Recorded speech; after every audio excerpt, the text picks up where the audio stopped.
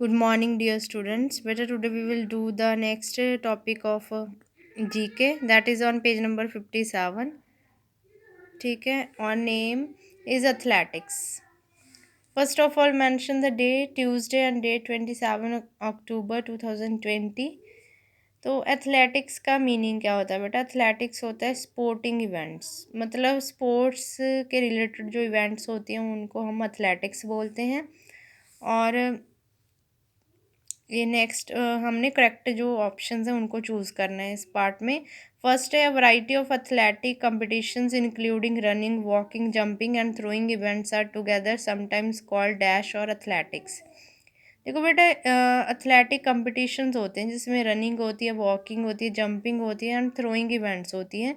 इनको हम या तो एथलेटिक्स बोल देते हैं या फिर दूसरा नेम क्या है इसका, तो नेम क्या है इसका? Track and field events. ये आपने टिक भी कर लेना और फिल भी कर लेना है। ट्रैक एंड फील्ड इवेंट्स क्या होती हैं? एथलेटिक्स बेसिकली वो गेम्स होती हैं जो हम आउटडोर करते हैं और बड़े ग्राउंड में हम कली के साथ लाइन्स लगाते हैं, दौड़ने के लिए स्पेस बनाई जाती है, उसे ट्रैक बोला जाता है। हमारे स्कूल में भी जब स्पोर्ट्स मीट हम करते हैं तब ट्रैक बना हुआ आपने देखा ही होगा। ठीक है, और फील्ड मतलब बाहर ओपन में हम करते हैं, that's why it has been called track and field events. Second है, which of these is a team sport in athletics. तो ये जो गेम्स हैं ये तो इंडिविजुअली भी होती हैं, एक एक बच्चे की परफॉर्मेंस काउंट होती है। ठीक है, रेस जैसे हो रही है उसमें कौन फर्स्ट आ गया उसको एक बच्चा विनर होता है, लेकिन इसमें ग्रुप गेम्स भी होती हैं, मतलब कि एक गेम में दो तीन या चार बच्चे भी होते हैं। जैसे ये वो कौन सी गेम है? वो रेस है, रिले रेस।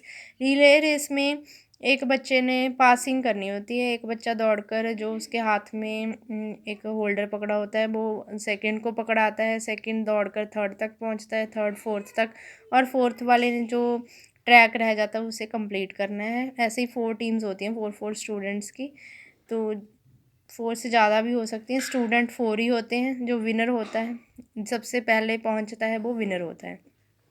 Third है, which athletics event combines long distance running with hurdling, each runner being required to clear 7 water jumps and 28 hurdles in 3000 meters course।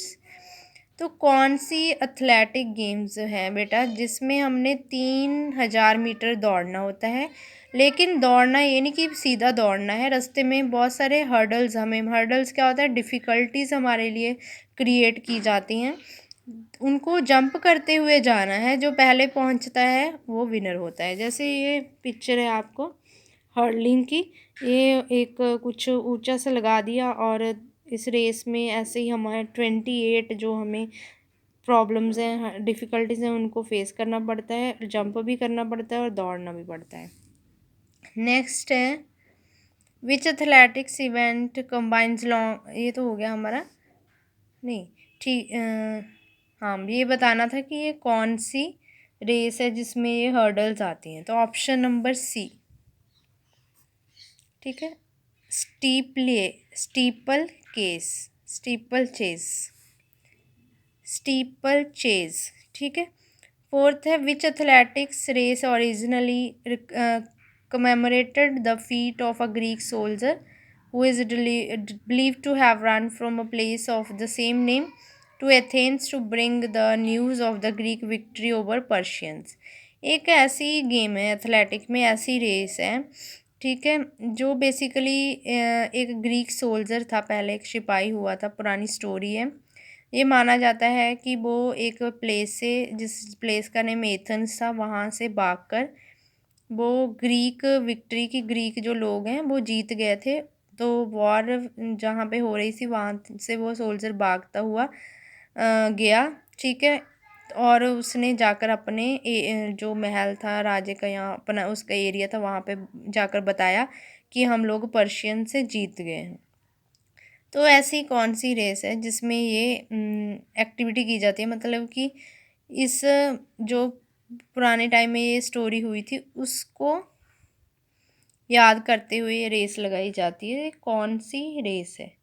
तो इसका आएगा option number A, marathon. Marathon race में क्या होता है, बहुत सारे लोग होते हैं, वो ज़्यादा तेज तेज नहीं दौड़ रहे होते, एक ग्रुप में लोग सड़क पे चलते हैं, उसे मैराथन बोलते हैं। तो दैट वाज द विक्ट्री, जैसे हम जीत जाते हैं तो हम ऐसे ही इकट्ठे होके एंजॉय करते हैं। फिफ्थ है, in which athletic event does the athlete take a running jump to attain height. तो कौन सा ऐसी गेम है जिसमें एथलीट जो होता है, जो पार्टिसिपेंट है, वो रनिंग भागता हुआ जंप करता है हाइट को अटेन करने के लिए, हाइट तक पहुंचने के लिए। तो इसका आंसर है सी, हाई जंप। ठीक है, हाई जंपिंग में ही होता है कि हम पहले भाग के आते हैं और then we will do the jump. Sixth, which of the following athletic events was Sergey Bubka well known for. Sergey Bubka famous जो एथलीट है, वो किस गेम के लिए फेमस है? तो इसका आंसर है पॉल वॉल्ट। पोल वॉल्ट ये गेम है, इसमें एक पोल जो है वो लगा होता है, पोल मतलब डंडा। Seventh, which event was once known as hop step and jump. कौन सी गेम है जिसे पहले होप स्टेप फिर जंप कहा जाने लगा? तो इसकी ऑप्शन नंबर बी राइट है, ट्रिपल जंप, क्योंकि इसके 3 नेम है, इसी से इसका नेम बन गया triple jump. Next, eighth, which athletic event is Deepa Karmakar of India known for. Deepa Karmakar जो एथलीट है, वो कौन सी गेम जो है एथलेटिक इवेंट है उसके लिए फेमस है? तो इसका आंसर है बेटा बी, शॉट पुट। नेक्स्ट है नाइन्थ,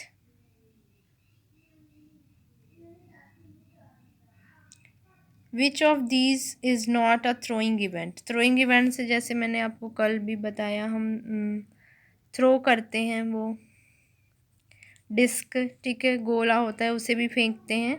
तो कौन सी थ्रोइंग इवेंट है इनमें से हमने बताना है जिसे हम फेंकते हैं?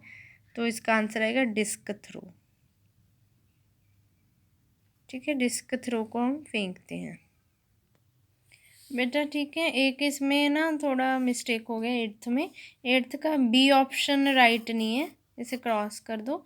ए इसका राइट ऑप्शन है, जिम्नास्टिक। ठीक है, इसे करेक्ट कर लेना बेटा। ठीक है, now the fact file. Milkha Singh is regarded as one of the best athletes of India and was nicknamed as Flying Sikh. He won 2 gold medals in the 1958 Asian Games and a gold medal in 1958 Cardiff Commonwealth Games. Milkha Singh को आप सभी जानते होंगे, ठीक है, अभी भी वो हैं, जिंदा हैं, और वो बेस्ट एथलीट हैं इंडिया के। ठीक है, रेस में वो सबसे बेस्ट थे।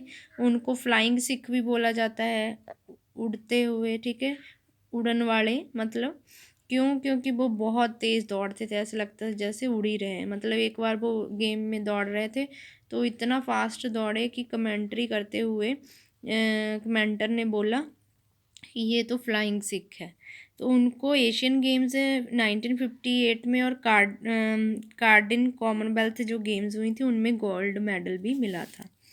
Now a think box, find the names of some current Indian athletes and their achievements. तो आप मिल्खा सिंह की तरह जो अभी रिसेंटली जो कुछ फेमस करंट एथलीट्स हैं इंडिया के, उनके बारे में जो है इंटरनेट पे सर्च कर सकती हो। ठीक है बेटा, hope so you understand. Thank you बेटा, हैव अ नाइस डे।